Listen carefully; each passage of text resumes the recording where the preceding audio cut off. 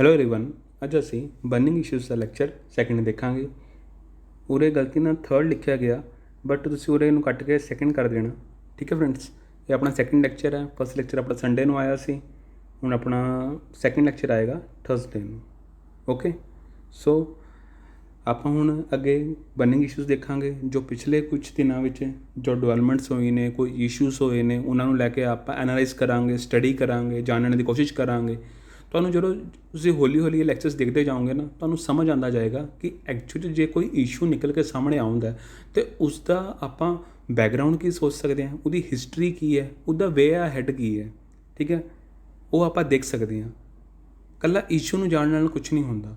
ਹੁਣ ਮੰਨ ਲਓ ਆਪਣੇ ਨਿਊ UPSC ਦੇ ਚੇਅਰਮੈਨ ਬਣੇ ਹੈ ਨਾ UPSC ਚੇਅਰਮੈਨ। ਹੁਣ ਗੱਲ ਉੱਥੇ ਤੱਕ ਸੀਮਿਤ ਨਹੀਂ ਰਹਿ ਜਾਂਦੀ।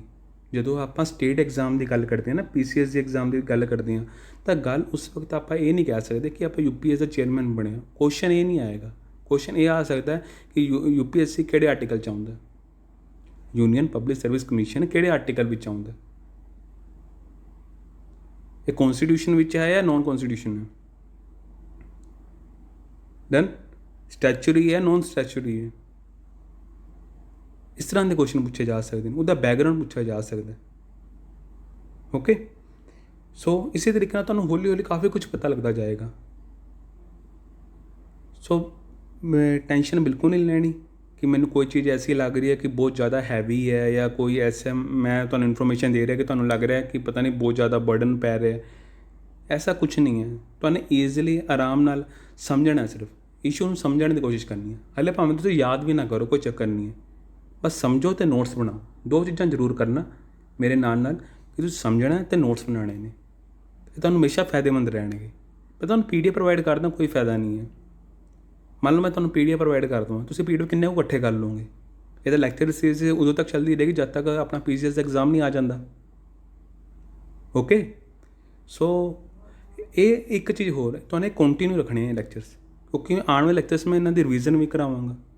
ਕੋਈ ਨਾ ਕੋਈ ਕੁਐਸਚਨ ਤੁਹਾਨੂੰ ਪੁੱਛੂੰਗਾ, ਮਤਲਬ ਕਿ ਜਿਹੜਾ ਪਿਛਲਾ ਲੈਕਚਰ ਸੀ ਉਸ ਪੁੱਛ ਲਵਾਂਗਾ। ਓਕੇ, ਸੋ ਇਹਨੂੰ ਕੰਟੀਨਿਊ ਰੱਖਣਾ। ਸ਼ੁਰੂਆਤ ਕਰਦੇ ਹਾਂ ਅੱਜ ਆਪਣੇ। ਚਲੋ ਆਪਾਂ ਹੁਣ ਆਪਣਾ ਪਹਿਲਾ ਟੌਪਿਕ ਸਟਾਰਟ ਕਰਦੇ ਹਾਂ। ਪਹਿਲਾ ਟੌਪਿਕ ਦਾ ਨਾਮ ਕੀ ਹੈ? Demand of organic farming showing upward trend. ਹੁਣ ਤੁਸੀਂ ਪਿੱਛੇ ਕੋਰੋਨਾ ਵਾਇਰਸ ਦਾ ਪੈਂਡੇਮਿਕ ਚੱਲਦਾ ਆ ਰਿਹਾ, ਇਹਨਾਂ ਚੀਜ਼ਾਂ ਕਰਕੇ ਲੋਕ ਬਹੁਤ ਡਰ ਗਏ ਨੇ। ਪੂਰੇ ਇੰਟਰਨੈਸ਼ਨਲ ਗਲੋਬਲ ਵਿੱਚ ਵੀ ਇਹ ਗੱਲ ਫੈਲ ਗਈ ਹੈ ਕਿ ਖਤਰਨਾਕ ਚੀਜ਼ਾਂ ਦਾ ਜਿਹੜਾ ਯੂਸੇਜ ਹੈ ਬਹੁਤ ਜ਼ਿਆਦਾ ਹੋਣ ਕਰਕੇ ਕਾਫੀ ਬਿਮਾਰੀਆਂ ਫੈਲ ਰਹੀਆਂ ਨੇ। ਕਿਉਂਕਿ ਜੇ ਸਾਨੂੰ ਇਹ ਪਤਾ ਲੱਗ ਰਿਹਾ ਹੈ ਕਿ ਇਹਨਾਂ ਚੀਜ਼ਾਂ ਕਰਕੇ, ਜੇ ਚਾਈਨਾ 'ਚ ਜੋ ਵੀ ਚੀਜ਼ਾਂ ਹੁੰਦੀਆਂ ਸੀ, ਜੂਨੋਟਿਕ ਚੀਜ਼ਾਂ ਹੁੰਦੀਆਂ ਸੀ ਐਨੀਮਲਸ ਦੀਆਂ, ਉਹਨਾਂ ਕਰਕੇ ਵੀ ਜੇ ਵਾਇਰਸ ਫੈਲਿਆ ਤਾਂ ਕਾਫੀ ਚੀਜ਼ਾਂ ਨਾਲ ਵਾਇਰਸ ਫੈਲ ਸਕਦਾ। ਪ੍ਰੋਬਲਮ ਕਿੱਥੋਂ ਵੀ ਆ ਸਕਦੀ ਹੈ।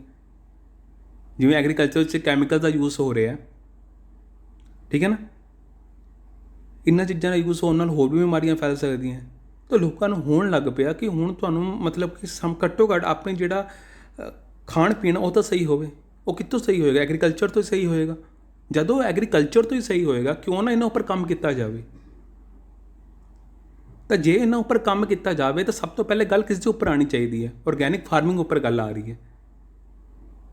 ਕੋਈ ਨਵਾਂ ਨੇਮ ਨਹੀਂ ਹੈ ਕਿ ਆਪਾਂ ਆਰਗੈਨਿਕ ਫਾਰਮਿੰਗ ਦੀ ਗੱਲ ਕਰ ਰਹੇ ਹਾਂ। ਕਹਿੰਦੇ ਜਿਹੜੀ ਆਪਣੀ ਆਰਗੈਨਿਕ ਫਾਰਮਿੰਗ ਹੈ ਬਹੁਤ ਪੁਰਾਣੀ ਹੈ, ਬਟ ਇਸ ਟਾਈਮ 'ਤੇ ਦੀ ਡਿਮਾਂਡ ਬਹੁਤ ਜਲਦੀ ਵਧਦੀ ਜਾ ਰਹੀ ਹੈ। ਇਕੱਲੇ ਇੰਡੀਆ 'ਚ ਨਹੀਂ ਵੱਧ ਰਹੀ, ਪੂਰੇ ਆਲ ਓਵਰ ਵਰਲਡ 'ਚ ਵੱਧ ਰਹੀ ਹੈ। ਹੁਣ ਕੋਰੋਨਾ ਵਾਇਰਸ ਕਰਕੇ ਤਾਂ ਹੋਰ ਲੋਕ ਸੁਚੇਤ ਹੋ ਰਹੇ ਨੇ। ਡਨ। ਸੋ ਇਹ ਸਹੀ ਟਾਈਮ ਹੈ। ਵੈਸੇ ਵੀ ਇਹਨਾਂ ਚੀਜ਼ਾਂ ਦਾ ਸਹੀ ਟਾਈਮ ਹੈ। ਗੌਰਮੈਂਟ ਇਸ ਪਾਲਿਸੀ ਨੂੰ, ਆਰਗੈਨਿਕ ਫਾਰਮਿੰਗ ਦੀ ਪਾਲਿਸੀ ਨੂੰ ਹਮੇਸ਼ਾ ਪ੍ਰਮੋਟ ਕਰਦੀ ਆਈ ਹੈ। ਜੇ ਤੁਹਾਨੂੰ ਯਾਦ ਹੋਵੇ, ਪਿਛਲੇ ਲੈਕਚਰ ਤੁਹਾਨੂੰ ਮੈਂ ਸਿੱਕਿਮ ਦਾ ਦੱਸਿਆ ਸੀ ਕਿ ਉਹ ਪਹਿਲਾ ਸਟੇਟ ਬਣਿਆ ਸੀ ਆਰਗੈਨਿਕ ਫਾਰਮਿੰਗ ਵਿੱਚ। ਜਦੋਂ ਮੈਂ ਤੁਹਾਨੂੰ ਕਾਰਬਨ ਨਿਊਟਰਲ ਬਾਰੇ ਦੱਸ ਰਿਹਾ ਸੀ ਨਾ ਤਾਂ ਮੈਂ ਕਾਰਬਨ ਨਿਊਟਰਲ ਵਾਲੇ, ਕਿ ਆਪਾਂ ਨੂੰ ਇਵੇਂ ਜੰਮੂ ਕਸ਼ਮੀਰ ਵਿੱਚ ਕਾਰਬਨ ਨਿਊਟਰਲ ਕਰਨਾ ਚਾਹੀਦਾ, ਜ਼ੀਰੋ 'ਤੇ ਲਿਆ ਹੋ ਜਾਣਾ ਚਾਹੀਦਾ। ਇਸੇ ਤਰੀਕੇ ਨਾਲ ਸਿੱਕਿਮ ਪਹਿਲੇ ਹੀ ਬਣ ਚੁੱਕਾ ਹੈ। ਸਿੱਕਿਮ ਕਿਸ 'ਚ ਬਣ ਚੁੱਕਾ? ਆਰਗੈਨਿਕ ਫਾਰਮਿੰਗ ਵਿੱਚ। ਔਰ ਸਿੱਕਿਮ ਵਿੱਚ ਕੋਈ ਵੀ ਕੈਮੀਕਲਸ ਯੂਜ਼ ਨਹੀਂ ਹੁੰਦੇ, ਪੈਸਟੀਸਾਈਡਸ ਨਹੀਂ ਯੂਜ਼ ਹੁੰਦੇ, ਆਰਗੈਨਿਕ ਫਾਰਮਿੰਗ ਹੁੰਦੀ ਹੈ। ਤਾਂ ਆਪਾਂ ਇਸ ਵਿਸ਼ੇ ਉੱਪਰ ਆਪਾਂ ਹੁਣ 360 ਡਿਗਰੀ ਵਿਊ ਸਮਝਣ ਦੀ ਕੋਸ਼ਿਸ਼ ਕਰਾਂਗੇ। ਸਭ ਤੋਂ ਪਹਿਲਾਂ ਸਮਝੋ ਕਿ ਆਰਗੈਨਿਕ ਫਾਰਮਿੰਗ ਹੁੰਦੀ ਕੀ ਹੈ। ਕਹਿੰਦੇ what is the organic farming? Natural farming ਕਹਿੰਦੇ it's not a new concept in India, with the farmers having tilled their land without the use of chemicals। ਕਹਿੰਦੇ ਆਰਗੈਨਿਕ ਫਾਰਮਿੰਗ ਨੂੰ ਜੇ ਆਪਾਂ ਸਪੋਜ਼ ਕਰੋ ਤੁਹਾਨੂੰ ਕੋਈ ਹੋਰ ਚੀਜ਼ ਨਹੀਂ ਸਮਝ ਆ ਰਹੀ, ਤੁਹਾਨੂੰ ਇੰਨਾ ਸਮਝ ਆ ਜਾਣਾ ਚਾਹੀਦਾ ਹੈ ਕਿ ਬਿਨਾਂ ਕੈਮੀਕਲਸ ਤੋਂ ਹੋ ਜਾਣ ਵਾਲੀ ਜਿਹੜੀ ਫਾਰਮਿੰਗ ਹੁੰਦੀ ਹੈ ਉਹ ਆਪਣੀ ਆਰਗੈਨਿਕ ਫਾਰਮਿੰਗ ਹੁੰਦੀ ਹੈ। ਇਸ ਵਿੱਚ ਕਹਿੰਦੇ ਆਪਾਂ ਕਿਸ ਚੀਜ਼ ਦੇ ਉੱਪਰ ਜ਼ਿਆਦਾ ਰਿਲਾਈ ਕਰਦੇ ਹਾਂ, ਕਿਸ ਦੇ ਉੱਪਰ ਆਪਾਂ ਰਿਲਾਈ ਕਰਦੇ ਹਾਂ, ਆਪਾਂ ਆਰਗੈਨਿਕ ਰੈਸੀਡਿਊਸ ਦੇ ਉੱਪਰ, ਕਾਓ ਡੰਗ ਉੱਪਰ, ਕੰਪੋਜ਼ਿਟਸ ਦੇ ਉੱਪਰ। ਠੀਕ ਹੈ, ਇਹ ਕਾਫੀ ਦੇਰ ਤੋਂ ਚੱਲਦਾ ਆ ਰਿਹਾ। ਜਦ ਇਹ ਕੈਮੀਕਲ ਯੂਜ਼ ਨਹੀਂ ਆਇਆ ਸੀ ਤਦ ਵੀ ਇਹ ਚੀਜ਼ਾਂ ਯੂਜ਼ ਹੁੰਦੀਆਂ ਸੀ। ਦੈਨ ਕਹਿੰਦੇ ਦਾ ਪ੍ਰਾਇਮਰੀ ਏਮ ਕੀ ਆਰਗੈਨਿਕ ਫਾਰਮਿੰਗ ਦਾ, ਟੂ ਹੈਲਪ ਦੀ ਸੋਇਲ। ਇਸ ਵਿੱਚ ਦੇਖੋ ਆਪਾਂ ਗੱਲ ਕੀ ਕਰ ਰਹੇ ਹਾਂ, ਧਿਆਨ ਨਾਲ ਸੁਣੋ। ਕਹਿੰਦੇ ਆਰਗੈਨਿਕ ਫਾਰਮਿੰਗ ਦਾ ਸਾਡੇ ਉੱਪਰ ਤਾਂ ਅਸਰ ਕਰੇਗਾ ਹੀ ਕਰੇਗਾ, ਸੋਇਲ ਦੀ ਹੈਲਥ ਨੂੰ ਅੱਛਾ ਰੱਖਣਾ। ਕਹਿੰਦੇ to help the soil stay in good health through the use of, ਕਾਹਦਾ ਯੂਜ਼ ਕਰਾਂਗੇ ਆਪਾਂ, ਬਾਇਓਲੋਜੀਕਲ ਵੇਸਟ ਦਾ ਯੂਜ਼ ਕਰਾਂਗੇ, ਆਰਗੈਨਿਕ ਵੇਸਟ ਦਾ ਯੂਜ਼ ਕਰਾਂਗੇ, ਬਾਇਓ ਫਰਟੀਲਾਈਜ਼ਰਸ ਦਾ ਯੂਜ਼ ਕਰਾਂਗੇ, ਜਿਹਦੇ ਨਾਲ ਸੋਇਲ ਦੀ ਹੈਲਥ ਅੱਛੀ ਰਹੇਗੀ। ਜੇ ਸੋਇਲ ਦੀ ਅੱਛੀ ਰਹੇਗੀ ਤਾਂ ਜਿਹੜੀ ਉੱਧਰੋਂ ਪ੍ਰੋਡਕਸ਼ਨ ਹੋਣੀ ਉਹ ਵੀ ਅੱਛੀ ਹੋਏਗੀ। The use of organic manures help in sustainable crop production along with the pollution free environment। Okay, ਉਸ ਤੋਂ ਬਾਅਦ ਕਹਿੰਦੇ ਫਿਲੋਸਫੀ ਕੀ ਹੈ, ਕਹਿੰਦੇ ਅੰਡਰਲਾਈਨ ਦੀ ਆਰਗੈਨਿਕ ਫਾਰਮਿੰਗ ਉਹ ਫਿਰ ਕਾਹਦਾ ਇੰਟੀਗ੍ਰੇਸ਼ਨ ਹੁੰਦਾ, ਕਿਹੜੇ ਐਲੀਮੈਂਟਸ ਦਾ ਇੰਟੀਗ੍ਰੇਸ਼ਨ ਹੁੰਦਾ, ਸੋਇਲ ਦਾ ਹੁੰਦਾ, ਵਾਟਰ ਦਾ ਹੁੰਦਾ, ਮਾਈਕਰੋਬਸ ਦਾ ਹੁੰਦਾ, ਵੇਸਟ ਪ੍ਰੋਡਕਟਸ ਦਾ ਹੁੰਦਾ, ਫੋਰੈਸਟਰੀ ਦਾ ਹੁੰਦਾ, ਐਗਰੀ ਇਜ਼ ਦਾ correct recipe for sustainable use of natural resources. ਇਹਨਾਂ ਸਾਰੀਆਂ ਚੀਜ਼ਾਂ ਦਾ ਯੂਜ਼ ਹੁੰਦਾ ਆਰਗੈਨਿਕ ਫਾਰਮਿੰਗ ਵਿੱਚ।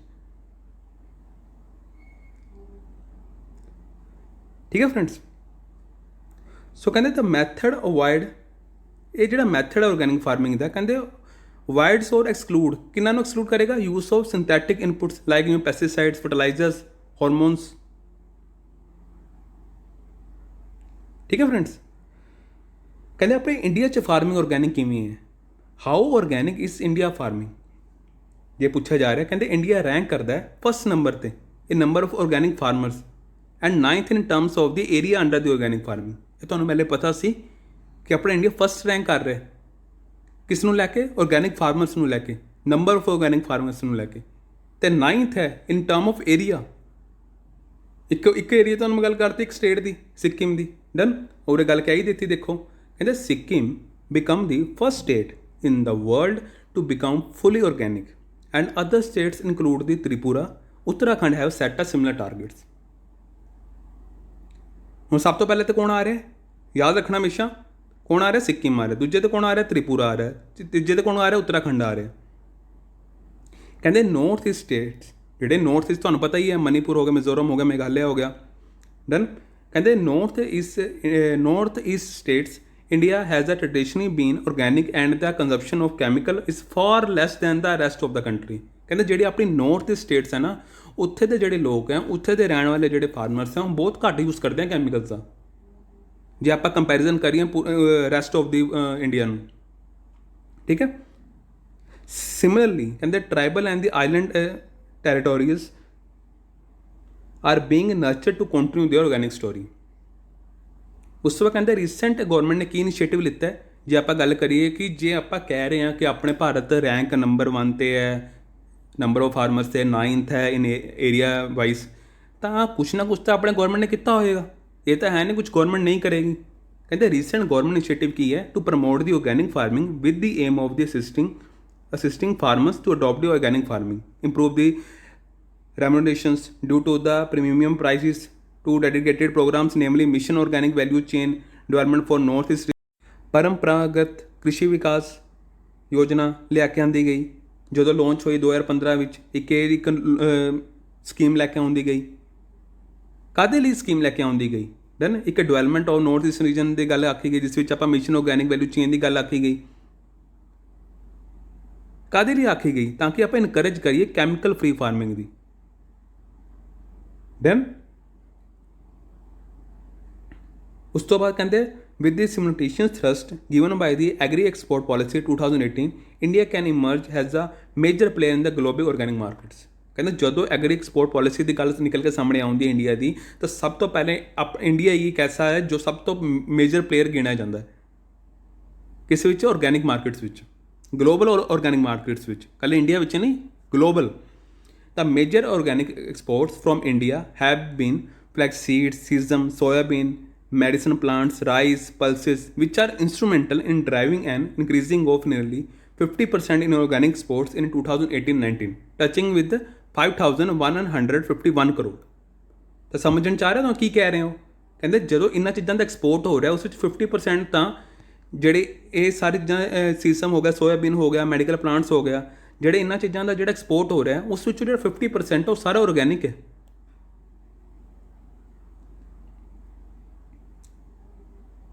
ਤਾਂ ਕਿੰਨੀ ਆਪਣੇ ਬੈਨੀਫਿਟ ਦੀ ਚੀਜ਼ ਹੈ। ਦੈਨ ਹੁਣ ਕਹਿੰਦੇ ਮੰਨ ਲਓ ਕਿ ਆਪਾਂ ਆਰਗੈਨਿਕ ਫਾਰਮਿੰਗ ਦੀ ਗੱਲ ਕਰ ਰਹੇ ਹਾਂ ਕਿ ਪਿਛਲੇ ਬਹੁਤ ਸਾਲਾਂ ਤੋਂ ਚੱਲਦਾ ਆ ਰਿਹਾ ਨਾ ਪਿਛਲੇ ਬਹੁਤ ਸਾਲਾਂ ਤੋਂ, ਮਗਰ ਇਸ ਵਿੱਚ ਆਪਾਂ ਨੂੰ ਅੱਜ ਦਾ ਇਨਪੁਟ ਤਾਂ ਦੇਣਾ ਪਏਗਾ ਨਾ। ਅੱਜ ਦਾ ਇਨਪੁਟ ਕੀ ਹੈ ਡਿਜੀਟਲ ਹੈ। ਤਾਂ ਡਿਜੀਟਲ ਦੀ ਗੱਲ ਵੀਰੋ ਨਿਕਲ ਕੇ ਸਾਹਮਣੇ ਆਈ, ਇਨਫਿਊਜ਼ਨ ਆਫ ਡਿਜੀਟਲ ਟੈਕਨੋਲੋਜੀ। ਕੀ ਕੀਤਾ ਇਹਨਾਂ ਨੇ? ਕਹਿੰਦੇ organic e-commerce platform www.javikkheti.in is being strengthened for directly linking the farmers with the retailers as well as bulk players। Link ਕਰਤਾ ਬਿਲਕੁਲ ਫਾਰਮਰਸ ਨੂੰ ਵਿਦ ਰਿਟੇਲਰਸ ਨੂੰ ਜਾਂ ਕਿਸੇ ਬਲਕ ਪਲੇਅਰਸ ਨੂੰ, ਬਾਇਰਸ ਨੂੰ ਜਿਹੜੇ ਬਲਕ 'ਚ ਲੈਣਾ ਚਾਹੁੰਦੇ ਨੇ। ਠੀਕ ਹੈ, ਸੋ ਇਹ ਆਪਣਾ ਸਾਰਾ ਸੀ ਟੌਪਿਕ ਕਾਹਦਾ, ਜੇ ਤੁਸੀਂ ਸਮਝਣ ਦੀ ਕੋਸ਼ਿਸ਼ ਕਰੋ ਇਹ ਸਾਰਾ ਟੌਪਿਕ ਕਾਹਦਾ ਸੀ। ਇਹ ਆਪਣਾ topic C demand of organic farming showing upward trend. ਇਸ ਵਿੱਚ ਆਪਾਂ ਕੰਟੈਸਟ ਦੇਖਿਆ, ਅਬਾਊਟ ਦੇਖਿਆ, ਹਿਸਟਰੀ ਜਾਣਨ ਦੀ ਕੋਸ਼ਿਸ਼ ਕੀਤੀ, ਆਪਾਂ ਨੇ ਇਹ ਦੇਖਿਆ ਇਸ ਵਿੱਚ ਕਿਹੜੀ ਆਪਾਂ ਨੂੰ ਮਤਲਬ परियोजना लेके आउंदी कि सामने। ठीक है, जे आप गल करिए अपनी परियोजना लेके आउंदी कि सामने PKVY परंपरागत कृषि विकास योजना लेके आउंदी गई। सो आपने सारी चीज़ जानने की कोशिश करनी है। डिजिटल टैक्नोलॉजी में आप ये वैबसाइट लेके निकाल के सामने आउंदी www.javikkheti.in। डन। उस तो बाद ਹੁਣ ਆਪਣਾ ਸੈਕੰਡ ਟੌਪਿਕ ਦੇਖਦੇ ਹਾਂ, Chennai, Andaman and Nicobar islands submarine cable system. ਇਹ ਵੀ ਆਪਣਾ ਟੌਪਿਕ ਆਇਆ ਸੀ ਨਾ ਪਿੱਛੇ, ਸਾਡੇ ਪ੍ਰਧਾਨ ਮੰਤਰੀ ਨਰਿੰਦਰ ਮੋਦੀ ਜੀ ਨੇ ਇਨੈਗੋਰੇਟ ਕੀਤਾ ਸੀ। ਤਾਂ ਆਪਾਂ ਨੂੰ ਹੁਣ ਸਮਝਣ ਦੀ ਕੋਸ਼ਿਸ਼ ਕਰੀਏ, ਇਹਨਾਂ ਨੂੰ ਡਿਟੇਲ 'ਚ ਜਾਣਨ ਦੀ ਕੋਸ਼ਿਸ਼ ਕਰਦੇ ਹਾਂ। ਦੇਖੋ ਸਭ ਤੋਂ ਪਹਿਲੇ ਗੱਲ ਕਹੀ ਨਾ ਪ੍ਰਾਈਮ ਮਿਨਿਸਟਰ ਨਰਿੰਦਰ ਮੋਦੀ ਜੀ ਨੇ, ਕਹਿੰਦੇ ਇਹਨਾਂ ਨੇ ਇਨੈਗੋਰੇਟ ਕੀਤੀ ਫਸਟ ਐਵਰ ਅੰਡਰ ਸੀ ਆਪਟੀਕਲ ਫਾਈਬਰ ਬਿਠਾਈ ਗਈ। ਠੀਕ ਹੈ, ਫॉर ਅੰਡੇਮਾਨ ਨਿਕੋਬਾਰ। ਤਾਂ ਕਿ ਕਿਸ ਲਈ ਬਿਠਾਈ ਗਈ, ਪਰਪਸ ਕੀ ਹੈ? High speed broadband connections in the union territory at par with service in the mainland. ਕਹਿੰਦੇ ਜਿਸ ਤਰ੍ਹਾਂ ਦੀ ਮੇਨਲੈਂਡ 'ਚ ਸਰਵਿਸਿਸ ਆ ਉਸ ਤਰੀਕੇ ਨਾਲ ਹੀ ਯੂਟੀ 'ਚ ਬਿਠਾਈ ਜਾਵੇ ਅੰਡੇਮਾਨ ਨਿਕੋਬਾਰ ਵਿੱਚ। ਡਨ। ਮੰਨ ਲਓ ਕਿ ਇਹ ਆਪਣਾ ਭਾਰਤ ਹੈ। ਠੀਕ ਹੈ, ਇਹ ਆਪਣਾ ਭਾਰਤ ਹੈ, ਇਹ 'ਚ ਚੇਨਈ ਹੈ, ਚੇਨਈ ਤੋਂ ਬਿਠਾਈ ਗਈ ਹੈ ਨਾ, ਕਿਉਂਕਿ ਆਪਾਂ ਅੱਗੇ ਪੜਾਂਗੇ। ਆ ਦੇਖੋ ਚੇਨਈ ਤੋਂ ਪੋਰਟ ਬਲੇਅਰ 'ਚ ਬਿਠਾਈ ਗਈ ਹੈ। ਪੋਰਟ ਬਲੇਅਰ ਕੀ ਹੈ? ਅੰਡੇਮਾਨ ਨਿਕੋਬਾਰ ਦੀ ਕੈਪੀਟਲ ਹੈ। ਠੀਕ ਹੈ, ਇਹ ਬਿਠਾਈ ਗਈ ਚੇਨਈ ਜੋ ਆਪਾਂ ਲਾਈਏ ਅਤੇ ਇਹ ਅੰਡੇਮਾਨ ਨਿਕੋਬਾਰ ਹੈ। ਠੀਕ ਹੈ, ਪੂਰੇ ਕਨੈਕਟੀਵਿਟੀ ਬਿਠਾਈ ਗਈ ਹੈ। ਇੱਕ ਪੋਰਟ ਪਲੇਅਰ ਤੋਂ ਸਿੱਧਾ ਇਹਨਾਂ ਨੇ ਕਨੈਕਟੀਵਿਟੀ ਬਿਠਾਈ ਹੈ, ਫਿਰ ਪੋਰਟ ਪਲੇਅਰ ਤੋਂ ਪੂਰੇ ਅੰਡੇਮਾਨ ਨਿਕੋਬਾਰ 'ਚ ਕਨੈਕਟੀਵਿਟੀ ਬਿਠਾਈ ਜਾਏਗੀ। ਯਾਨੀ ਦੋ ਤਰੀਕੇ ਨਾਲ ਕੰਮ ਹੋਏਗਾ। ਪਹਿਲਾਂ ਤਾਂ ਇੱਕ ਸਿੱਧਾ ਕੇਬਲ ਬਿਠਾਈ ਜਾਏਗੀ ਉਹਨੂੰ ਆਪਟੀਕਲ ਫਾਈਬਰ ਅੰਡਰ ਸੀ ਦੁਆਰਾ।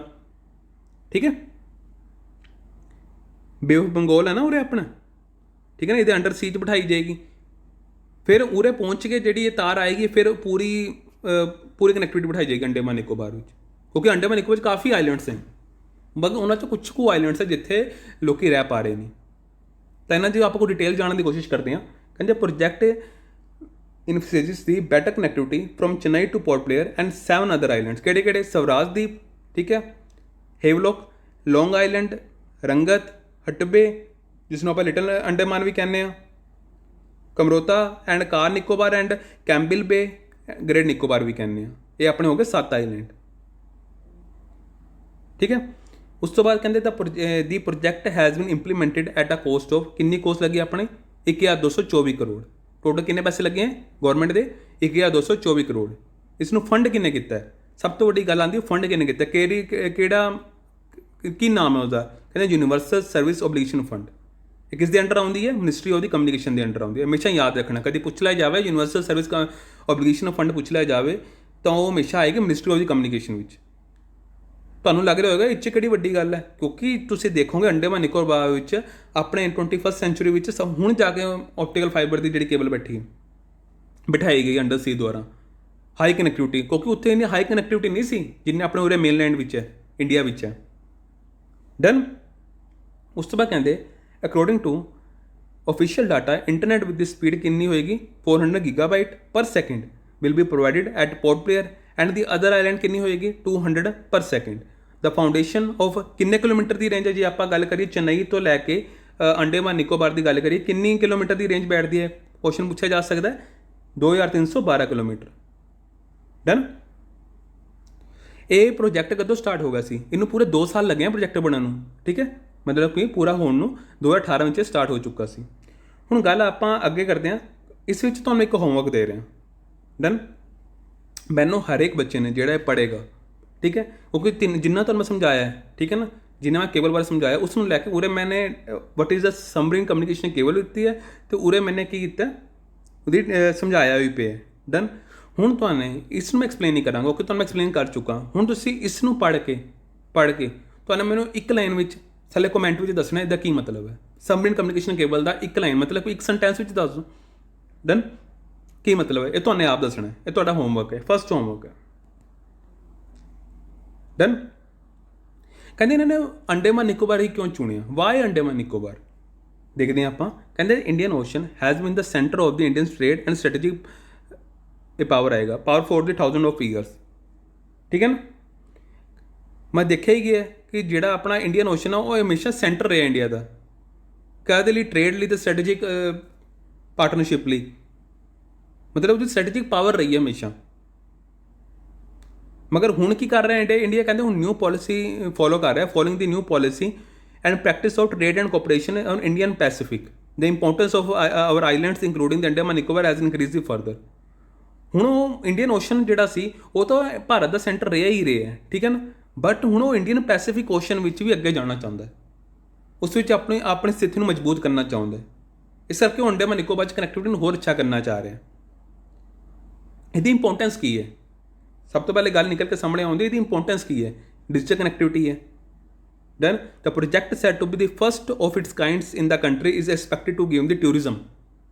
ਜੇ ਮੰਨ ਲਓ ਕਿ ਉੱਥੇ ਆਪਟੀਕਲ ਫਾਈਬਰ ਦੀ ਜਿਹੜੀ ਤਾਰ ਬਿਠਾਈ ਗਈ ਹੈ ਥੱਲੇ, ਤਾਂ ਉਹਦੇ ਨਾਲ ਹਾਈ ਕਨੈਕਟੀਵਿਟੀ ਹੋਏਗੀ, ਜਿਹਦੇ ਨਾਲ ਫਾਇਦਾ ਕੀ ਹੋਏਗਾ? ਟੂਰਿਜ਼ਮ 'ਚ ਫਾਇਦਾ ਹੋਏਗਾ, ਬਿਜ਼ਨਸ 'ਚ ਫਾਇਦਾ ਹੋਏਗਾ, ਸਟ੍ਰੀਮਿੰਗ ਅੱਛੀ ਹੋ ਸਕਦੀ ਹੈ, ਲਾਈਵ ਸਟ੍ਰੀਮਿੰਗ ਕਰ ਸਕਦੇ ਹੋ ਤੁਸੀਂ, ਗੱਲਾਂ ਬਾਤਾਂ ਹੋ ਸਕਦੀ ਹੈ, ਬਿਜ਼ਨਸ ਬਿਠਾਇਆ ਜਾ ਸਕਦਾ ਉੱਥੇ, ਈ ਕਾਮਰਸ ਅੱਛਾ ਹੋਏਗਾ, ਡਿਜੀਟਲ ਐਜੂਕੇਸ਼ਨ ਅੱਛੀ ਹੋਏਗੀ। ਇੱਕ ਚੀਜ਼ ਨਾਲ ਕਿੰਨਾ ਫਾਇਦਾ ਹੋਏਗਾ? Done. Digital connectivity plus tourism. 2300 kilometer cable will not just boost the digital connectivity of Andaman Nicobar with the mainland but also boost the tourism, ठीक है। Tourists going to the Andaman will get a huge benefit of this facility because better connectivity has become the first priority of the any tourist destination। ਪਤਾ ਹੀ ਹੈ ਕਿ ਅੱਜ ਕੱਲ੍ਹ ਦੇ ਜ਼ਮਾਨੇ ਵਿੱਚ ਜੋ ਆਪਾਂ 21st ਸੈਂਚੁਰੀ 'ਚ ਜੀ ਰਹੇ ਹਾਂ, ਤਾਂ ਡਿਜੀਟਲ ਮਤਲਬ ਨੈੱਟ ਇੱਕ ਐਸੀ ਚੀਜ਼ ਹੈ ਜਿੱਥੇ ਹਰ ਇੱਕ ਨੂੰ ਚਾਹੀਦੀ ਹੈ। ਨੈੱਟ ਕਨੈਕਟੀਵਿਟੀ ਇੱਕ ਐਸੀ ਚੀਜ਼ ਹੈ ਅਤੇ ਟੂਰਿਸਟ ਦੀ ਸਭ ਤੋਂ ਪਹਿਲੀ ਡਿਮਾਂਡ ਹੀ ਇਹੀ ਹੁੰਦੀ ਹੈ। ਤੁਸੀਂ ਸੋਚ ਰਹੇ ਹੋਵੋਗੇ ਅਸੀਂ ਸਾਰੇ ਕਿਤੇ ਜਾਂਦੇ ਹਾਂ, ਕਨੈਕਟੀਵਿਟੀ ਤਾਂ ਅੱਛੀ ਹੁੰਦੀ ਹੈ, ਬਟ ਕਈ ਥਾਵਾਂ 'ਤੇ ਅੱਜ ਵੀ ਹਲੇ ਹੈ ਨਹੀਂ ਹੈ। ਸਭ ਤੋਂ ਪਹਿਲੇ ਤੁਸੀਂ ਇਹਦੀ ਐਗਜ਼ਾਮਪਲ ਸਮਝ ਲਓ ਅੰਡੇਮਾਨ ਨਿਕੋਬਾਰ ਦੀ। Ease of living.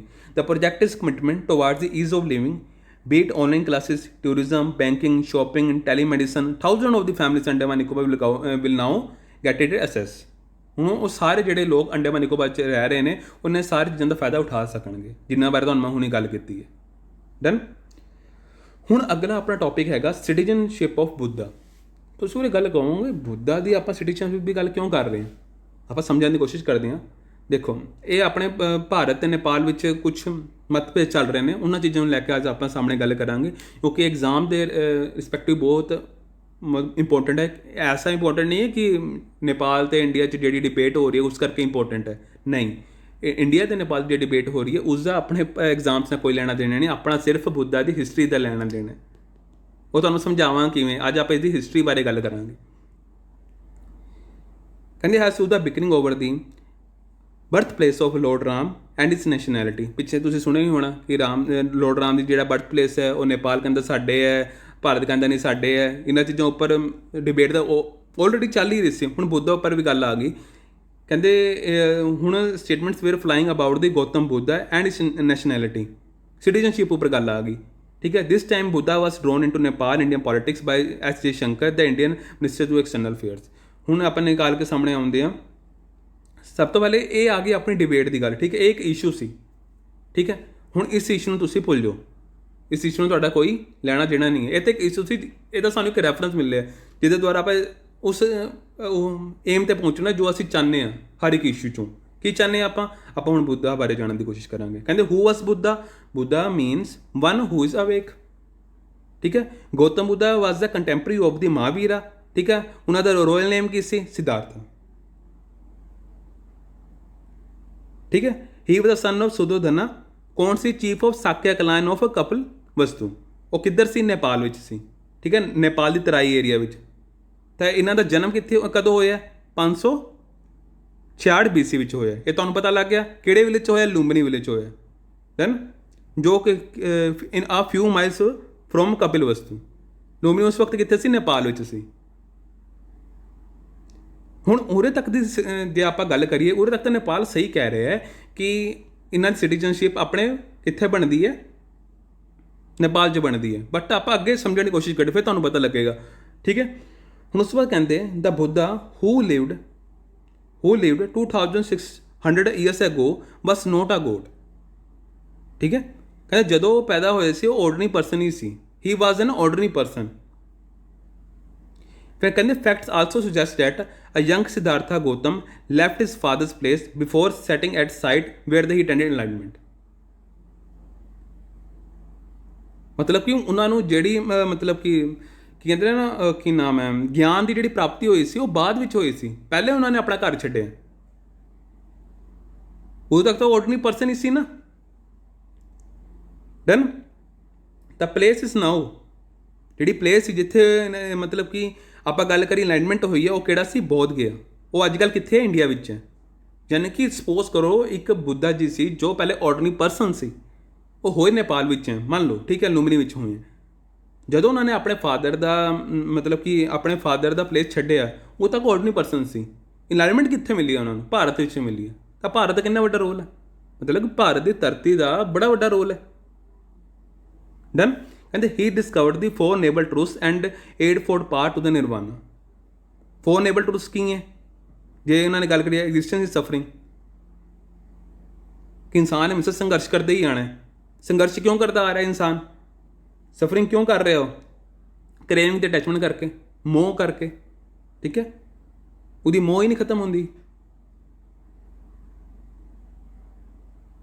ਡਨ। ਤਾਂ ਇਸ ਮੋਹ ਨੂੰ ਮਤਲਬ ਕਿ ਇਸ ਮੋਹ ਤੋਂ ਖਤਮ ਹੋਏਗੀ ਤਾਂ ਹੀ ਉਹ ਨਿਰਵਾਣ ਪ੍ਰਾਪਤੀ ਕਰ ਪਾਏਗਾ। ਉਹ ਕਿਵੇਂ ਕਰ ਪਾਏਗਾ? ਉਹਦੇ 8 ਸਟੈਪਸ ਦੱਸੇ ਹੋਏ ਨੇ। ਕਿਹੜੇ ਕਿਹੜੇ ਸਟੈਪਸ ਨੇ? Concentration, views, speech, resolve, action, livelihood, effort, mindfulness. Done. ਉਸ ਤੋਂ ਬਾਅਦ ਇਹਨਾਂ ਚੀਜ਼ਾਂ ਉੱਪਰ ਜਿਹੜੇ ਇਹ ਆਪਣੇ 8 ਪਾਥ ਨੇ, ਇਹਨਾਂ ਨੂੰ ਵੀ ਡਿਟੇਲ 'ਚ ਅੱਗੇ ਦੱਸੇ ਹੋਏ ਆ। ਉਹ ਉਰੇ ਮੈਂ ਨਹੀਂ ਦੱਸਾਂ, ਉਹ ਤੁਹਾਡਾ ਹੋਮਵਰਕ ਤੁਸੀਂ ਆਪ ਪੜ੍ਹ ਕੇ ਆਉਣਾ ਹੈ ਕਿ ਜਿਹਨਾਂ ਨੇ ਉਹਨਾਂ ਨੇ ਜਿਹੜੇ 8 4 ਪਾਥ ਦੱਸੇ ਨੇ, ਇਹਨਾਂ ਵਿੱਚ ਕੰਸਨਟਰੇਸ਼ਨ 'ਚ ਉਹਨਾਂ ਨੇ ਕੀ ਕਿਹਾ, ਵਿਊਜ਼ ਉੱਪਰ ਉਹਨਾਂ ਨੇ ਕੀ ਕਿਹਾ, ਸਪੀਚ ਉੱਪਰ ਉਹਨਾਂ ਨੇ ਕੀ ਕਿਹਾ, ਰਿਜ਼ੋਲਵ ਉੱਪਰ ਉਹਨਾਂ ਨੇ ਕੀ ਕਿਹਾ, ਐਕਸ਼ਨ ਉੱਪਰ ਉਹਨਾਂ ਨੇ ਕੀ ਕਿਹਾ, ਲਿਵਲੀਹੁੱਡ ਉੱਪਰ ਉਹਨਾਂ ਨੇ ਕੀ ਕਿਹਾ, ਇਹ ਤੁਹਾਨੂੰ ਪੜ੍ਹ ਕੇ ਆਉਣਾ। ਉਸ ਤੋਂ ਬਾਅਦ ਮੇਜਰ ਸਕੂਲ ਸੀ। ਉਹ ਕਹਿੰਦੇ ਤੁਸੀਂ ਉਰੇ ਕਹਿੰਦੇ ਸਕੂਲਸ, ਹਾਂਜੀ ਉਰੇ ਸਕੂਲ ਵੀ ਸੀ। 2 ਮੇਜਰ ਸਕੂਲ ਸੀ ਬੁੱਧਿਜ਼ਮ ਦੇ।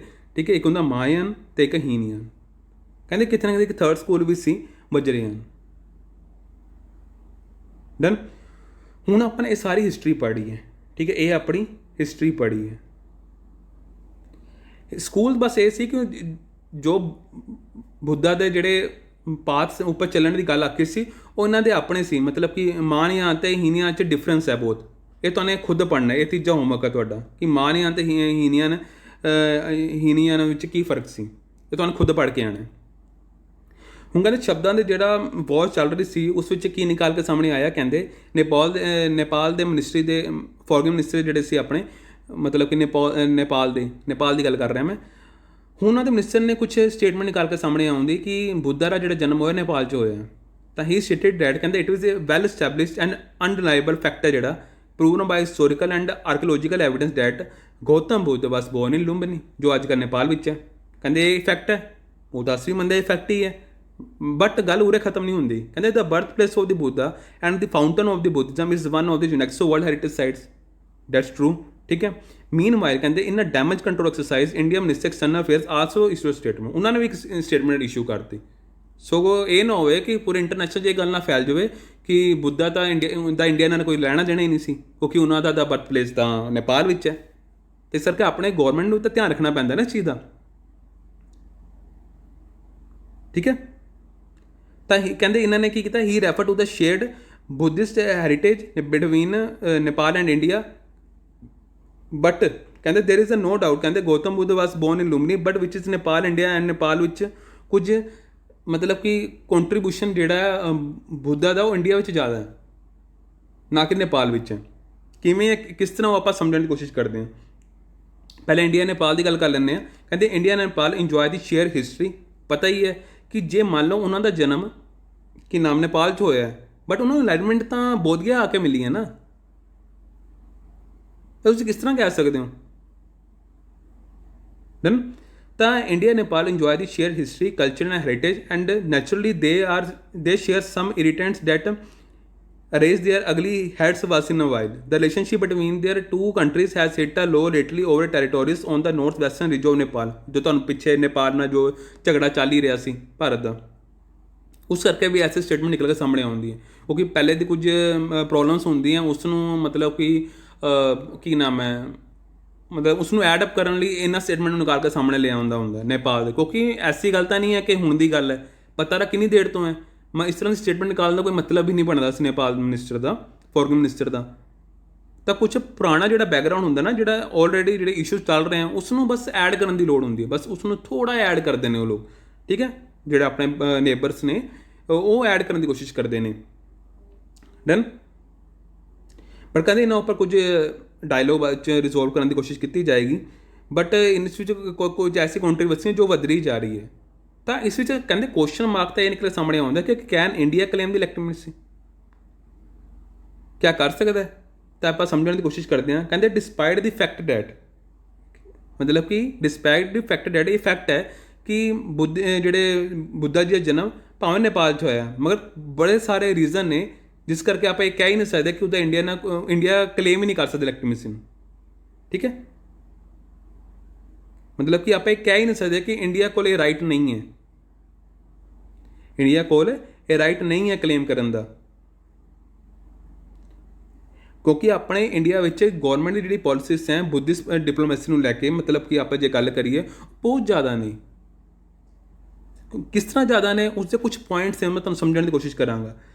कहते आ देखो, कहते first the Buddhist faith originated in India, ठीक है। जो बुद्धिस्ट फेथ है वो ओरिजिन कितने होया, इंडिया होया ना कि नेपाल होया। नेपाल सिर्फ जन्म होया, बाकी जिन्नी भी चीज़ा हुई एनलाइटमेंट होया जो आए ने जो चले गए ने वो, तो उन्होंने सब तो ज़्यादा जो उन्होंने जी ज्ञान से पहले सब तो भारत ही फैलिया। डन। सैकेंड कि India has the numerous sites of importance to the Buddhist faith, मतलब अपने उन्हें काफ़ी साइट्स ने, जो तुम देखना चाहो तो अपने इंडिया काफ़ी साइट्स ने ना बुद्धिस्ट दियाँ, जिमें कि बोध गया, सारनाथ, नालंदा। थर्ड कहते India is the nurtured an image of being protector of the prosecuted through the presence of the Dalai Lama and the Tibetan parliament in exile in Dharamshala. वो तो है ही है, तुम देख रहे हो दलाई लामा तो अपने भारत ही लेंदे ने, उन्होंने प्रोटेक्ट कौन कर रहे, अपना भारत कर रहे। कहते deepening the ties with the Asian Nations on the basis of Buddhism could potentially feed into the government larger policy. Done. उस तो बाद हुण अपना टॉपिक खत्म होंदा है। इस विच आपने की देखा, बुद्धा की हिस्टरी देखी, तो तुहानूं ये भी पता लग गया जे नेपाल ये चीज़ कह रहा है कि उन्हें सिटीजनशिप अपने की नाम है नेपाल विच है, तो इसका मतलब ये नहीं कि इंडिया का काम खत्म हो गया। इंडिया भी इलेक्टिमेसी क्लेम कर सकता है। किस तरह कर सकता है, तुहानूं मैं पॉइंट दस्से ने किस तरह कर सकता है। डन। सो उस तो बाद अगला अपना टॉपिक हैगा, नैक्सट टॉपिक अपना call to bring the Arunachal Pradesh under the ambit of the 6th schedule. हुण तुसीं समझ रहे होवोगे 6th शेड्यूल अरुणाचल प्रदेश क्या मतलब होया इहदा, आपां जल्दी समझांगे इस चीज़, थोड़ा वेट करो। देखो कहते the revival of demand of 2 autonomous councils has made political parties and community based groups call for the bringing the entire Arunachal Pradesh under the ambit of the 6th schedule of the article 371A of the constitution. ਹੁਣ ਕਹਿੰਦੇ ਕੁਝ autonomous council ਨੂੰ ਬਣਾਉਣ ਦੀ ਗੱਲ ਆਖੀ ਗਈ ਸੀ, ਠੀਕ ਹੈ, ਬਟ ਇਹ ਕੁਝ ਰਿਵਾਈਵਲ ਚੱਲ ਪਿਆ ਕਿ ਕੁਝ ਡਿਸਟ੍ਰਿਕਟਸ ਨੂੰ ਆਟੋਨੋਮਸ ਕਾਉਂਸਲ ਬਣਾਉਣ ਦੀ ਗੱਲ ਆਖੀ ਗਈ ਸੀ, ਬਟ ਉਸ ਗੱਲ ਕਰਕੇ ਆਟੋਨੋਮਸ ਕਾਉਂਸਲ ਬਣਾਉਣ ਕਰਕੇ ਕਿ ਇਹਦਾ ਰਿਵਾਈਵਲ ਇੰਨਾ ਛਿੜ ਪਿਆ ਕਿ ਹੁਣ ਇਹਨਾਂ ਨੇ ਇਹ ਕਹਿ ਦਿੱਤਾ ਕਿ ਤੁਹਾਨੂੰ ਪੂਰੀ ਸਟੇਟ ਨੂੰ ਯਾਨੀ ਕਿ ਪੂਰੇ ਅਰੁਣਾਚਲ ਪ੍ਰਦੇਸ਼ ਨੂੰ ਤੁਹਾਨੂੰ 6th ਸ਼ੈਡਿਊਲ 'ਚ ਵਾੜ ਦੇਣ। ਡਨ। ਇਹ ਗੱਲ ਆਖੀ ਗਈ ਹੈ। ਹੁਣ ਸਭ ਤੋਂ ਪਹਿਲੇ ਆਪਾਂ ਜਾਣਨ ਦੀ ਕੋਸ਼ਿਸ਼ ਕਰਦੇ ਹਾਂ ਕਿ 6th ਸ਼ਡਿਊਲ ਕੀ ਹੁੰਦਾ। ਹੁਣ ਸਭ ਤੋਂ ਪਹਿਲੇ ਦੇਖੋ ਕਹਿੰਦੇ what is a 6th schedule. ਹੁਣ ਆਰਟੀਕਲ ਧਿਆਨ ਨਾਲ ਪੜ੍ਹਿਓ। According to article 244 of the Indian constitution 6th schedule consist of provision for admission of tribal areas. ਠੀਕ ਹੈ, ਹੁਣ ਦੋ ਚੀਜ਼ਾਂ ਨਿਕਲ ਕੇ ਸਾਹਮਣੇ ਆਉਂਦੀਆਂ। 6th ਸ਼ਡਿਊਲ ਕਾਹਦੇ ਲਈ ਹੈ? ਟ੍ਰਾਈਬਲ ਏਰੀਆਜ਼ ਲਈ ਹੈ। ਠੀਕ ਹੈ, ਜਿਹੜੇ ਟ੍ਰਾਈਬਲ ਏਰੀਆ ਨੇ ਉਹਨਾਂ ਲਈ ਹੈ 6th ਸ਼ਡਿਊਲ। 6th ਸ਼ਡਿਊਲ 'ਚ ਕੁਝ ਐਸੇ ਸਟੇਟਸ ਨੇ ਜਿਨ੍ਹਾਂ ਨੂੰ ਇੰਪੋਰਟੈਂਸ ਦਿੱਤੀ ਗਈ ਹੈ, ਜਿਨ੍ਹਾਂ ਨੂੰ ਰਾਈਟਸ ਦਿੱਤੇ ਗਏ, ਕੁਝ ਜ਼ਿਆਦਾ ਐਕਸਟਰਾ ਰਾਈਟਸ ਦਿੱਤੇ ਗਏ ਨੇ। ਕਿਉਂ ਦਿੱਤੇ ਗਏ ਨੇ? ਟ੍ਰਾਈਬਲਸ ਦੇ ਕਰਕੇ ਦਿੱਤੇ ਗਏ ਨੇ, ਕਿਉਂਕਿ ਉੱਥੇ ਟ੍ਰਾਈਬਲ ਦੇ ਲੋਕ ਜ਼ਿਆਦਾ ਰਹਿੰਦੇ ਨੇ। ਠੀਕ ਹੈ, ਟ੍ਰਾਈਬਲ ਲੋਕ ਜ਼ਿਆਦਾ ਰਹਿੰਦੇ ਨੇ। ਠੀਕ ਹੈ, ਕਿਹੜੇ ਕਿਹੜੇ ਨੇ ਇਹ ਯਾਦ ਰੱਖਣਾ ਹਮੇਸ਼ਾ। ਅਸਾਮ, ਮੇਘਾਲਿਆ, ਤ੍ਰਿਪੁਰਾ ਅਤੇ ਮਿਜ਼ੋਰਮ। ਕਦੀ ਕੁਐਸਚਨ ਪੁੱਛਿਆ ਜਾ ਸਕਦਾ ਸਟੇਟ ਪੀਸੀਐਸ ਵਿੱਚ, ਆਪਣੇ ਪੰਜਾਬ ਦੇ ਪੀਸੀਐਸ 'ਚ ਪੁੱਛਿਆ ਜਾ ਸਕਦਾ ਕਿ 6th ਸ਼ਡਿਊਲ 'ਚ ਕਿਹੜੇ ਕਿਹੜੇ ਸਟੇਟਸ ਨੇ, ਸਿੱਧਾ ਪੁੱਛਿਆ ਜਾ ਸਕਦਾ ਹੈ। ਤਾਂ ਕਿਹੜੇ ਕਿਹੜੇ ਨੇ? ਅਸਾਮ, ਮੇਘਾਲਿਆ, ਤ੍ਰਿਪੁਰਾ ਅਤੇ ਮਿਜ਼ੋਰਮ। ਇਹਨੂੰ ਤੁਸੀਂ ਯਾਦ ਕਰ ਸਕਦੇ ਹੋ AMMT। ਮੈਂ ਤਾਂ ਇਸ ਤਰ੍ਹਾਂ ਯਾਦ ਕਰਦਾ ਹੁੰਨਾ, ਅਸਾਮ, ਮੇਘਾਲਿਆ, ਮਿਜ਼ੋਰਮ, ਤ੍ਰਿਪੁਰਾ। ਹੁਣ ਅੱਗੇ ਆਪਾਂ ਸਮਝਣ ਦੀ ਕੋਸ਼ਿਸ਼ ਕਰਦੇ ਹਾਂ ਕਿ ਇਹਨਾਂ ਨੂੰ ਟ੍ਰਾਈਬਲਸ ਜਿਹੜੇ ਏਰੀਆਸ ਨੇ, ਜੇ ਆਪਾਂ ਨੇ ਇਹਨੂੰ 6th ਸ਼ਡਿਊਲ 'ਚ ਪਾਇਆ ਤਾਂ ਇਹਨਾਂ ਨੂੰ ਜੇ ਰਾਈਟਸ ਮਿਲ ਰਹੇ ਨੇ, ਕੁਝ ਐਕਸਟਰਾ ਰਾਈਟਸ ਮਿਲ ਰਹੇ ਨੇ, ਤਾਂ ਉਹ ਕੀ ਮਿਲ ਰਹੇ ਨੇ। ਜੇ ਆਪਾਂ ਸਮਝਣ ਦੀ ਕੋਸ਼ਿਸ਼ ਕਰੀਏ, ਆਪਾਂ ਹੌਲੀ ਹੌਲੀ ਸਾਰਾ ਕੁਝ ਸਮਝਾਂਗੇ। ਪਹਿਲੇ ਹਿਸਟਰੀ ਜਾਣ ਲਓ ਇਹਦੀ ਕਿ ਇਹ 6th ਸ਼ਡਿਊਲ ਪਾਸ ਕਦ ਹੋਇਆ।